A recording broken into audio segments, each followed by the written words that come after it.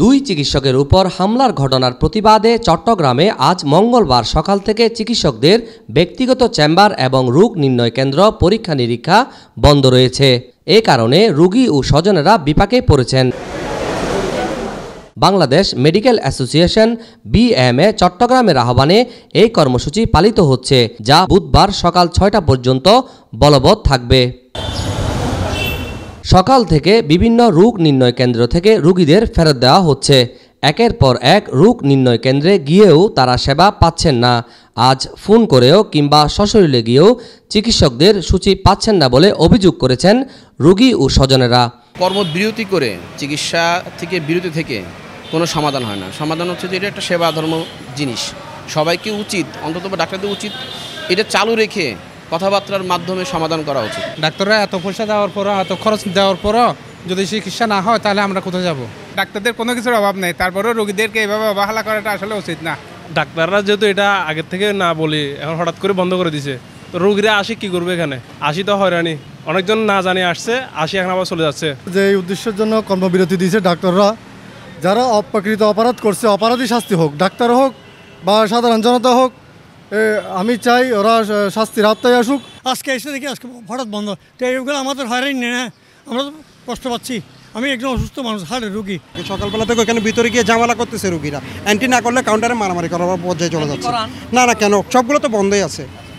BMA থেকে totally সব কিছুই বন্ধ আছে। ঠিক আছে, কেমনে করাবে? আমাদের তো কষ্ট, রোদ দিয়ে আসলাম কষ্ট করে, কিন্তু তাকাতে পারলাম না। ডাক্তারের উপর হামলা করছে, এটা যতক্ষণ সংশোধন না হয় ততক্ষণ পর্যন্ত বন্ধ রাখবে আর কি। মেডিকেল সেন্টারে ডক্টরের উপরে নির্যাতন হয়েছে, যার কারণে BM থেকে নির্দেশনার কারণে আমাদের 24 ঘন্টা কর্মবিরতি চলতেছে, যার কারণে কোনো চলতেছে না, আমাদের কার্যক্রম চলতেছে না।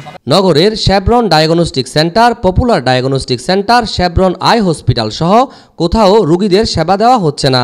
তবে পার্ক ভিউ হাসপাতালে আগত অসুস্থ এবং গুরুতর রোগীদের চট্টগ্রাম মেডিকেল কলেজ হসপিটালে রেফার করা হচ্ছে বলে জানান পার্ক ভিউ হসপিটাল লিমিটেডের ব্যবস্থাপনা পরিচালক doctor ATM Rezaul Karim. Doctor কেন, যে কোনো মানুষের উপর আপনি কেন হামলা করবেন? দেশের আইন আছে না, আইনেই ব্যবস্থা করবে। আমাদের একটা দেশ আছে, আইন আছে, সব কিছু আছে। তাইলে আপনার যদি কোনো সমস্যা হয় তা আপনি প্রশাসনকে জানাবেন, প্রশাসন এটার ব্যবস্থা করবে। যে কেউ, ডাক্তার কেন, যে কোনো মানুষের উপর আপনি কেন হামলা করবে? এটা তো হতে পারে না, আইন তো আপনি নিজের হাতে তুলে নিতে পারবেন না। এটা ধর্মঘট হচ্ছে পটিয়াতে আমাদের একজন ডাক্তারের উপর সন্ত্রাসী হামলা, এরপরে চট্টগ্রামের মেডিকেল সেন্টারে তো আমাদের ডাক্তারের উপর সন্ত্রাসী হামলা হয়, ওদের উপর উপর্যুপরি আঘাত, অনেক কিছুর কারণে এখনো পর্যন্ত যারা সন্ত্রাসী হামলা করছে ওদেরকে কোনো আইনগত ব্যবস্থা নেওয়া হয় নাই। ওই আইনগত ব্যবস্থার জন্য আসলে আমাদের ধর্মঘট, চট্টগ্রাম BMA আহ্বানে ধর্মঘট। এটা আমাদের সমস্ত প্রাইভেট হসপিটাল যারা আমরা ক্লিনিক ওনার রেজিস্ট্রেশন আছে ওদের সমর্থন আছে, এবং BMA আহ্বানে আমাদের ধর্মঘট, এটা 24 ঘন্টা ধর্মঘট। চট্টগ্রাম মেডিকেল কলেজ হাসপাতালে সব ধরনের সেবা চালু রয়েছে।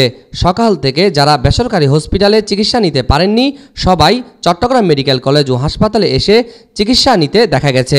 আমি হাটাদারিতে দুই একটা গেছি, ওখানে সব কোনো ডাক্তার নাই। তারপর আমরা না পেয়ে জেনারেল হাসপাতালে গেছি, ওখানেও রাখতেছে না। তারপর আবার চিটাং মেডিকেলসে লাইন ধরছে। এখন আমরা যারা পাবলিক বা চিকিৎসা ভুক্তভোগী, আমরা যদি ডাক্তার না হয় আমাদের দুঃখজনক না? এখন মনে করেন এখানে চাপ হইতে আছে, এখানে ওষুধ দবাই দিতে তাদের হিমশিম খাইতে আছে, এটা দেশের জন্য ক্ষতি না? এই জন্য আমরা চাই যে সুস্থভাবে যেন মেডিকেলগুলো চলে, রুগী যেন সেবা পায়। পার্ক ভিউতে গেছিলাম, তারপরে এখন জেনারেলে গেছিলাম, ওখান থেকে এখানে আসছি। রুগীদের জন্য অনেক খারাপ অবস্থা, সব রুগীকে ভর্তি করানো সম্ভব হচ্ছে না যেখানে সেখানে। যে রোগীর প্রেশার রেট অনেক বেশি, সেক্ষেত্রে যে অবশ্যই এটা বসে একটা সমাধান করা অবশ্যই দরকার। একজনের দায়ভার তো সবার উপর দেওয়া যায় না, এটা আমার মনে হয় না উচিত। এটা ওনাদের একটু মানবিক দৃষ্টিকোণ থেকে এটাই করা উচিত। উল্লেখ্য 14 এপ্রিল চট্টগ্রাম নগরের মেডিকেল সেন্টার হাসপাতালে রোগীর স্বজনেরা রিয়াজ উদ্দিন নামের এক চিকিৎসককে মারধর করেন। এর আগে 11 এপ্রিল পটিয়ার একটি হাসপাতালে রক্তিম দাস নামের অপর এক চিকিৎসকের উপর হামলা হয়। এর প্রতিবাদে চিকিৎসকদের ধারাবাহিক কর্মসূচি পালিত হচ্ছে।